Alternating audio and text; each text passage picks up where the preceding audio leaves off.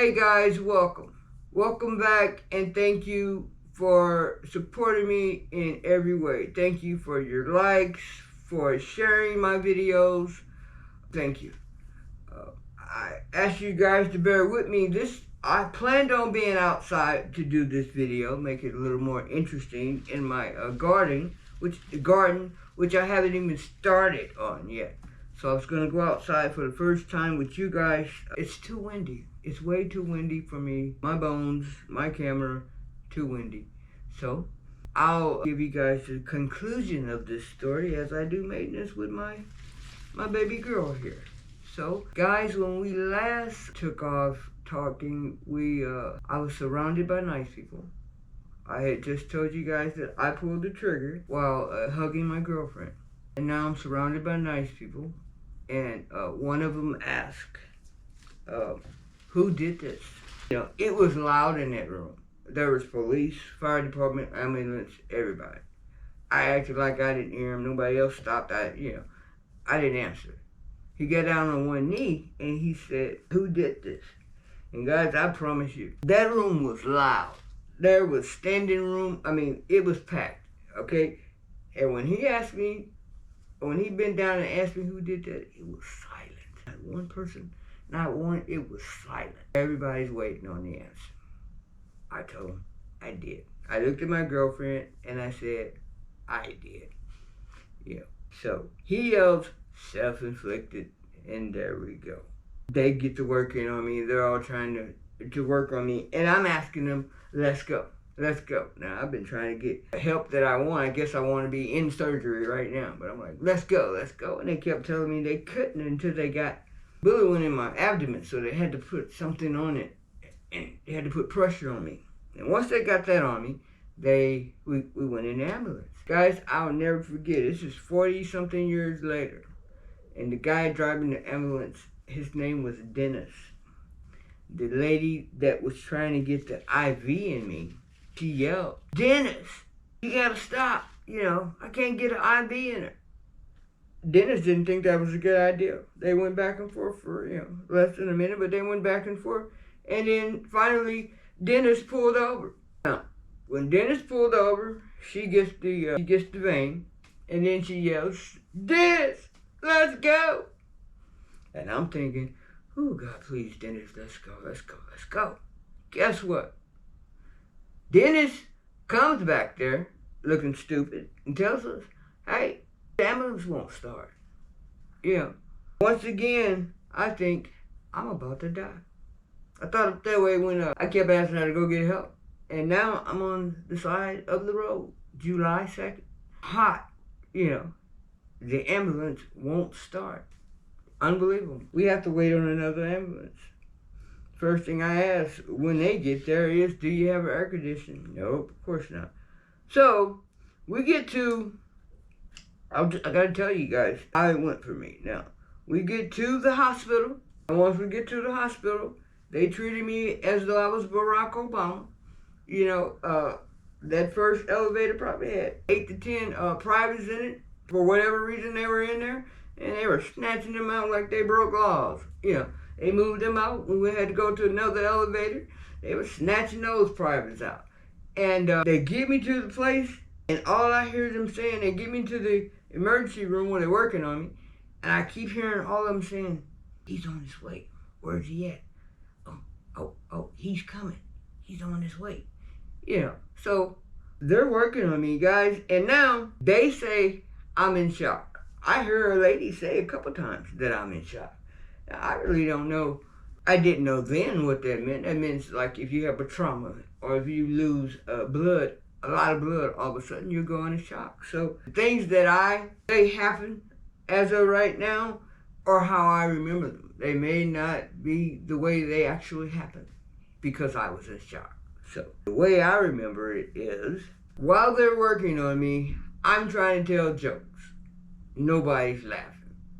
I even say to the lady, how come ain't nobody laughing? I gotta be in shock. Probably didn't have this conversation. But I say to the lady, how come nobody's laughing? And she says, we're trying to save your life. So they're going to be all working on me.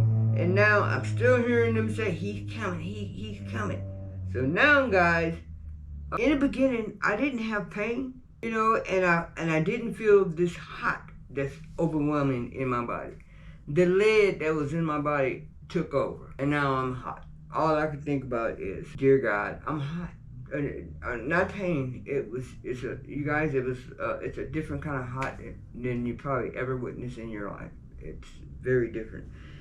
So I'm complaining about that, and I'm starting to pull them closer to me. And where he at? He ain't coming. I mean, you know, they'll be like, he's on his way. Pull the next one. So they start working for me from a distance. They didn't want to. They got tired of me pulling them. Then all of a sudden, guys, I'm sitting there and fell dry. Yeah. So I raise up and I say, "Hey, you cut my dry ass jeans." Guys, those are my brand new jeans. I probably only wore them once. That's probably my second time wearing them. They cut the jeans off me. They didn't like that. They didn't appreciate it. They really were offended that I cared about those jeans. Yeah.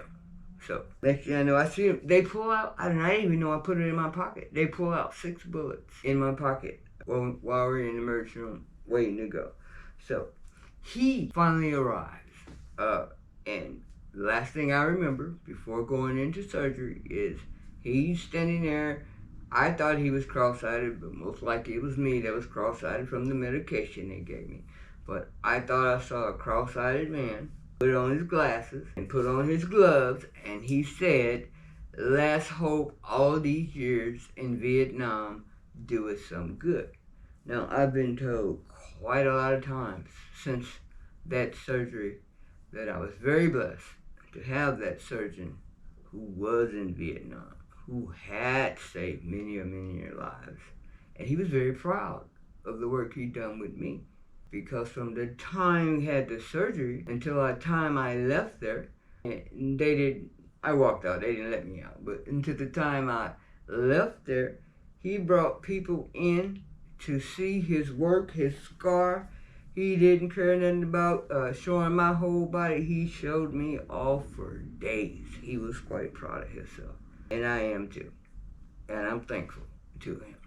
So guys, that was what happened on that day. Now, gotta tell you more to the story.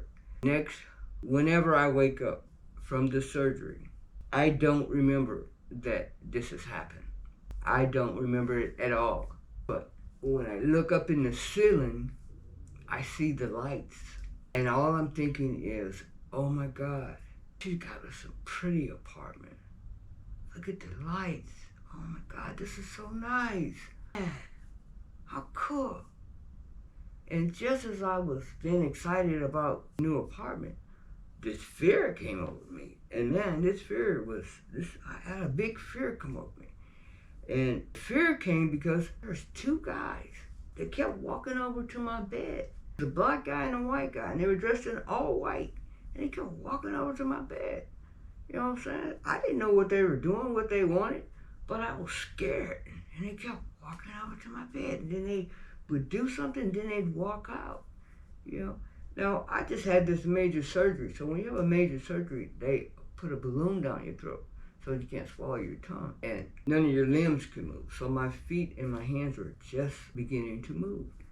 Over in the corner, you know that machine that we all want to work when we have a family member in that machine that's going up and down making that sound. But whatever the sound is, you want to hear that sound. Well, that machine was over there, and it was making it sound.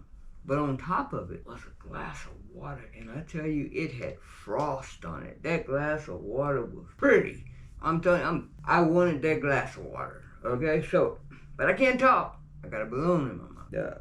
I'm steady, but I can move my hands, and I'm trying to do like this.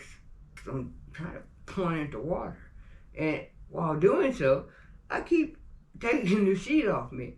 You know, I'm naked. I'm completely naked. I don't care. I'm hot. I don't want that shit on me anyway. So, you know, I can move my feet and my hands. And, you know, those 2 guys kept coming back in. Then they put the sheet back on me, you know. Then they walk out. Quit it, you know. So, do it again. I'm taking just a wiggling. I need the sheet off, and when they come in, it's all kind of nurses and everybody, and I know I look retarded, but I steady was doing, I steady was doing this, man. I was trying to point to the water, and finally the man said, hey, I'm modest. Can you please stop pulling the sheet off? Yeah. They wind up taking the thing out my throat, and the first thing I said is water, and I point to the water over in the corner, and they say, oh, no, sweetheart, you won't have that. You won't get no water or food for about 2 weeks, they thought. But anyways, they said I can have water or food for about 2 weeks. And that was it. That was the surgery. The hard part of the whole story, guys, is why would you tell a story like this? It's an interesting story. Most people don't get shot. You know what I mean? So, and live to tell about it. So, but it wouldn't be good if I told the story and didn't end with something positive. Would you not agree? So, it's been hard to make this video, and that's the honest truth. It's been hard to make the video because I knew that I had to say the truth at the end. That probably the truth that it's little, but I've never told anyone before in my life, never. So the truth is, most likely, I pulled the trigger because on that day that we were moving, I had no idea where I was going. I'm sure they knew where they were going. You know what I mean? Yes, that was my girlfriend. I brought nothing to the table. Like I said in one of my earlier videos, that other private, she may have known what she was getting into. You know what I mean?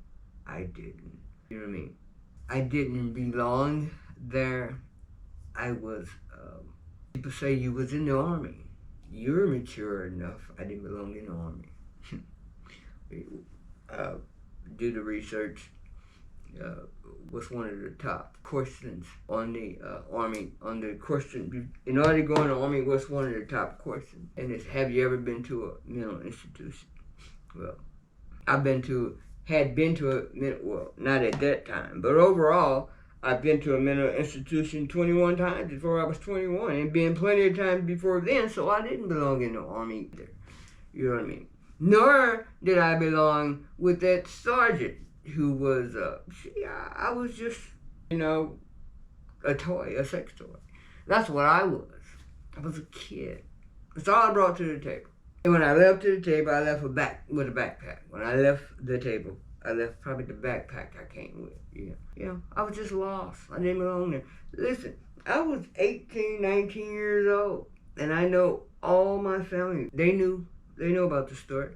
And I'm sure they all say at that time that I could have come to any one of them, and I could have. I just wasn't in that space. I just mentally wasn't there.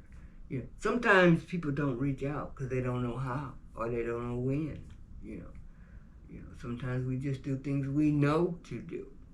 So I wasn't in a place where I could ask for help.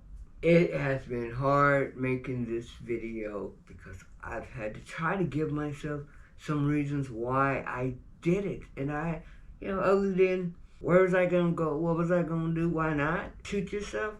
I don't have an answer, but I do know I was lost. I was so lost. And that I'm willing to bet that I and you guys, we got friends, young people. It's the young that I think about most often. The youth, we got young people walking around that are lost, and we know they're lost because we see them out there smoking weed, hanging on the corner, whatever we're doing. We let them be lost. They 16, they 17, they 20. Hey girl, you can't tell them nothing, but yes, you can. I believe you can. Bet you can. We're all open to hear things if someone. I may not could have asked for help. And I'm not talking about my family because I wasn't around my family. But all those around me, even her parents, they knew that I wasn't, that I didn't belong. You know what I mean? It's no fault of anyone's, anything that happened on that day except for mine. That's a fact. The last time I seen her, I asked her was she scared of me. And she says no. She says, I'm petrified of you. I looked up petrified. Nobody wants anybody to be petrified of them. I apologized to her then, and I apologize to her again now. No one deserves that. No one deserves that. So guys, at the end, I'll say, let's look out for others. Mental health is real. It's serious. And if we wait until they're 21, we can't help them. You know, I don't know about 18, but I know if we wait until they're 21, we can't help them. So let's reach out. Let's reach out to our youth every chance we get. You know what I'm saying? This was just a story again of something that happened to me. You know what I'm saying? When I was lost. But now I'm found. That's pretty cool. But now I'm found. Hey guys. Take care of yourselves.